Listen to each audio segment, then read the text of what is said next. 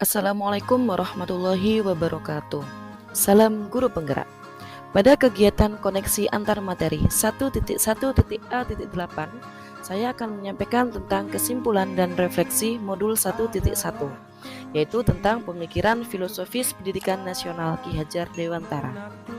Perkenalkan, nama saya Elivia Rodesta Widianti, calon guru penggerak Angkatan 8 Kabupaten Gresik, dengan pengajar praktik Ibu Yani Noveta Ekasari dan fasilitator Ibu Ari Eka Zulaini. Pada pembelajaran modul 1.1 yang dapat saya simpulkan terkait pemikiran filosofis Ki Hajar Dewantara, yang pertama, mendidik bersumberkan pada trilogi pendidikan, di mana trilogi pendidikan yaitu ing ngarso sung tulodo, di depan memberi teladan, ing matio mangun karso, di tengah membangun semangat, tut puri handayani, dari belakang memberi dorongan. Dan yang kedua, pendidikan berasaskan trikon. Trikon yakni kontinuitas, yang berarti berkesinambungan, tidak melupakan akar nilai budaya. Konvergensi, yaitu pendidikan harus memanusiakan manusia. Konsentris, artinya menghargai keberagaman dan memerdekakan murid. Dan yang ketiga adalah terpusat pada murid, di mana pada pembelajaran guru adalah fasilitator. Dan yang keempat, pendidikan yang menuntun, di mana Ki Hajar Dewantara menjelaskan bahwa tujuan pendidikan adalah menuntun segala kodrat anak agar mereka dapat mencapai keselamatan dan kebahagiaan yang setinggi-tingginya. Ki Hajar Dewantara juga mengibaratkan seorang guru atau pendidik adalah seorang petani atau tukang kebun, di mana dalam proses menuntun anak diberi kebebasan, namun tetap memberi tuntunan dan arahan agar anak tidak kehilangan arah atau dapat membahayakan dirinya. Selanjutnya yang kelima yaitu sesuai dengan kodratnya.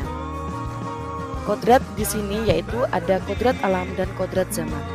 Kodrat alam berkaitan dengan kondisi lingkungan tempat tinggal anak, sedangkan kodrat zaman berkaitan dengan tantangan dan kemajuan pada zamannya. Bila melihat pada kodrat zaman, saat ini yaitu membekali anak untuk memiliki kecakapan abad 21. Sedangkan dalam memaknai kodrat alam, yaitu dalam konteks lokal sosial budaya anak di Indonesia. Selanjutnya yang keenam yakni pendidikan budi pekerti. Menurut Ki Hajar Dewantara, budi pekerti atau watak atau karakter merupakan perpaduan antara cipta, rasa, dan karsa, sehingga menciptakan sebuah karya. Dalam filosofi pendidikan Ki Hajar Dewantara, hal ini dilakukan secara holistik dan seimbang agar menciptakan kesempurnaan budi pekerti yang membawa anak pada kebijaksanaan, sehingga pembelajaran di kelas diharapkan menyenangkan dan bermakna bagi siswa. Selanjutnya yaitu refleksi. Dalam kesempatan kali ini, refleksi akan berdasarkan 3 pertanyaan pemantik. Yang pertama, apa yang saya percaya tentang murid dan pembelajaran di kelas sebelum mempelajari modul 1.1? Sebelum mempelajari modul 1.1, saya percaya bahwa guru berperan aktif dalam kegiatan pembelajaran.